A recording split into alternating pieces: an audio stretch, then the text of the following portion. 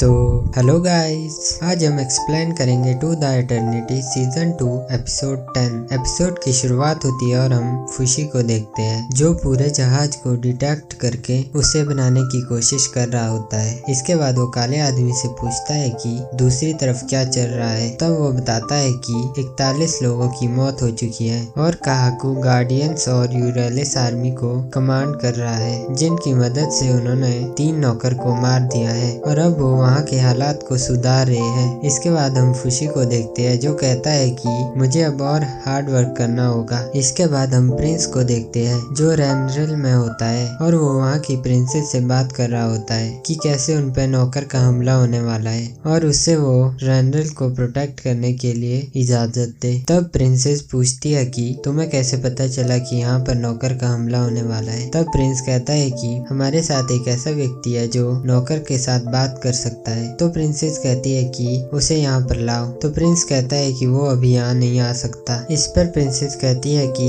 नौकर हमें पहले ही क्यों बताएंगे कि वो हम पे हमला करने वाले हैं, वो बिना बताए भी तो हमला कर सकते हैं। तब प्रिंस कहता है कि इसके बारे में मुझे भी पता नहीं है, यहाँ पर एक बड़ी वॉर होने वाली है, तो आप अपनी जनता को यहाँ से बाहर निकाल दो और हमारी आर्मी को यहाँ आने दो जिससे हम नौकर को हरा सके। तब प्रिंसेस कहती है कि हमें तुम्हारी आर्मी की कोई जरूरत नहीं है, हमने पहले से नौकर से लड़ने के लिए पूरी तैयारी कर दी है। तब प्रिंस कहता है कि जो आपने अपने शहर के चारों तरफ दीवार खड़ी की है वो नौकर को नहीं रोक सकती और अभी आपके पिता बीमार है और आपका भाई युद्ध से वापस नहीं आया। इस पर प्रिंसेस कहती है कि अगर तुम हमारी जगह को हथियाने आए हो तो हम तुम्हें सजा देंगे। और तब प्रिंस कहता है कि मैं ऐसा कुछ भी करने नहीं आया हूँ। इसके बाद हमें फुशी को दिखाया जाता है जो बार बार जहाज को बनाने के कारण थक चुका होता है। तब वहाँ पर उसका घोड़ा आता है और तब फुशी कहता है कि क्या तुम भूखे हो और उसे खाने के लिए एक फल देता है, पर वो घोड़ा उसे फेंक देता है। और तब फुशी डॉग का रूप लेकर जंगल में चला जाता है और उसके पीछे पीछे वो घोड़ा भी वहाँ पर जाता है। और कुछ देर आगे जाने के बाद फुशी को एक गाँव दिखता है। इसके बाद फुशी उस गाँव में चला जाता है जहाँ पर जाके वो एक दुकान से नए नए फल और सब्जियाँ लेता है और कहता है कि मुझे अपने हाथ से फल सब्जी निकालने की आदत को छोड़ना होगा क्योंकि और लोग भी जीना चाहते हैं। और कुछ देर आगे जाकर फुशी को कुछ भूखे आदमी दिखते हैं। तब फुशी अपने फल सब्जियों को उनको दे देता है और उतने में फुशी के पीछे एक औरत और एक छोटी बच्ची आती है। तब फुशी उसको कुछ पैसे देता है पर वो औरत नाराज होकर कहती है कि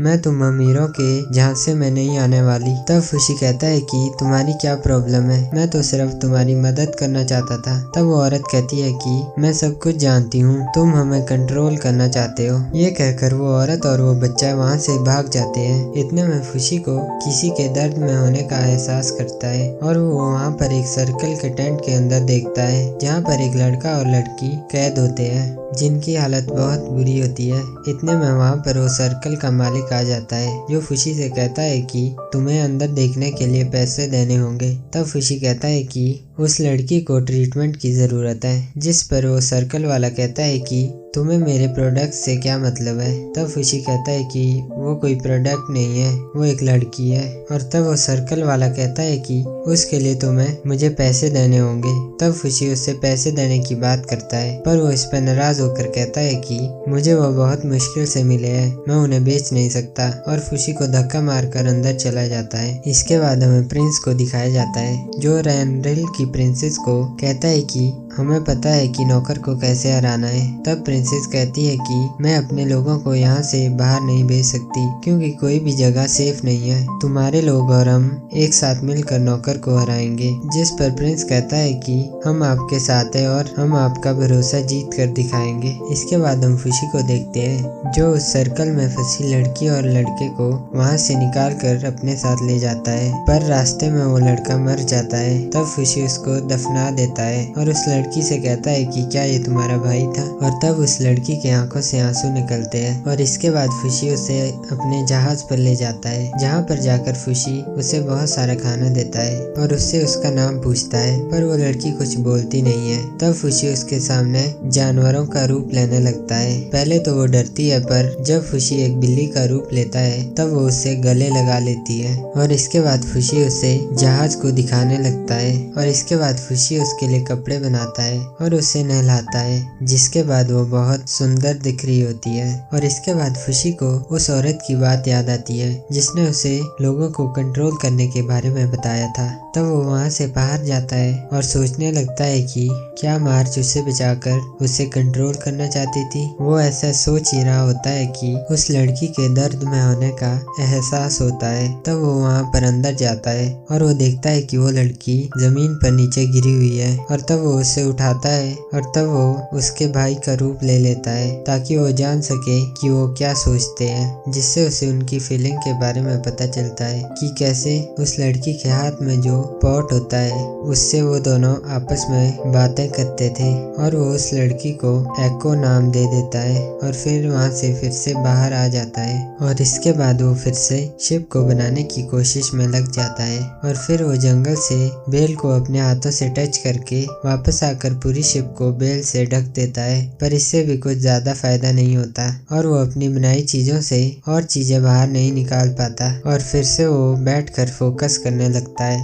और तब वो कहता है कि मैं अब पहले से अच्छा चीजों को महसूस कर पा रहा हूँ। और इसके बाद वहाँ पर तूफान आ जाता है और वो फिर भी बैठकर सभी चीजों को महसूस करने की कोशिश कर रहा होता है और वो सभी चीजों को सही से महसूस कर पा रहा होता है। तब वो उन बेल की मदद से सभी चीजों को ठीक कर देता है जो तूफान के कारण खराब हुई होती है। कुछ टाइम बाद वहाँ पर काकू और प्रिंस वापस आते हैं और वो वहाँ वापस आकर देखते हैं कि वहाँ सभी तरफ जंगल ही जंगल होता है। तब वो उस शिप पर जाकर देखते हैं वहाँ पर भी जंगल होता है। इतने में खुशी ऊपर से उन्हें आवाज लगाता है और कहता है कि यहाँ पर ऊपर आओ। तब वो वहाँ जाकर देखते हैं कि खुशी के शरीर से बेलें निकल रही होती है, जिससे वो पूरे शिप और जंगल को कंट्रोल कर रहा होता है। तब काकू उससे पूछता है कि क्या तुम हर समय ऐसे ही वहाँ पर लटके रहे। और प्रिंस कहता है कि क्या तुमने ये सारी चीजें खुद बनाई। जिस पे खुशी कहता है कि हाँ, ये सभी चीजें मुझसे जुड़ी हुई है।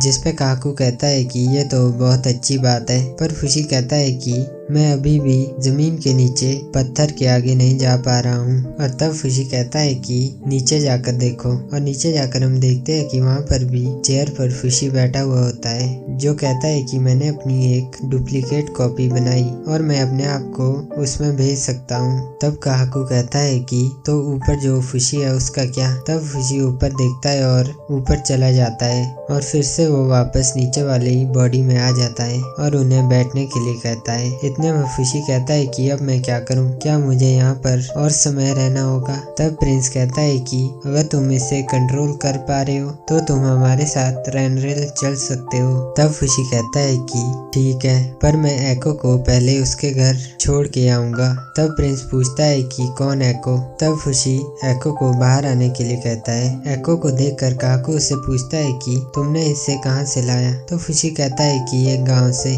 तब काकू कहता है कि तुम गांव पर क्यों गए थे। तो खुशी कहता है कि ये वहाँ पर दर्द में थी, इसलिए मैंने इसे लाया। मैं इसे इसके घर छोड़ना चाहता हूँ, पर ये हमसे बात नहीं कर सकती।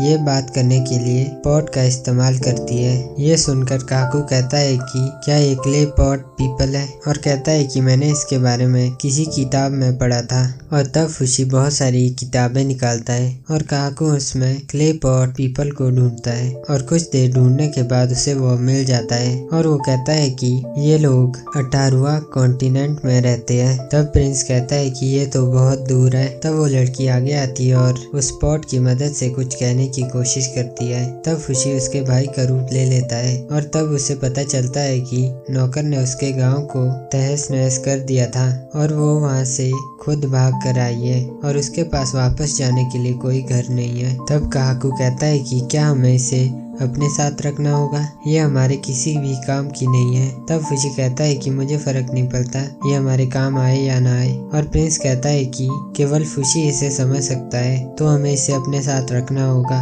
तब खुशी उस लड़की से कहता है कि तुम हमारे साथ आ रही हो, जिस पे वो खुश हो जाती है। इसके बाद वो सब वहाँ से चले जाते हैं और प्रिंस अपने घर जाता है और काकू को कहता है कि खुशी को किसी की नजर में मत आने देना और हम 1 महीने बाद रैनरेल में मिलेंगे। और कुछ दिन बाद वो रैनरेल में पहुंच जाते हैं और 10वां एपिसोड यहीं पर खत्म हो जाता है।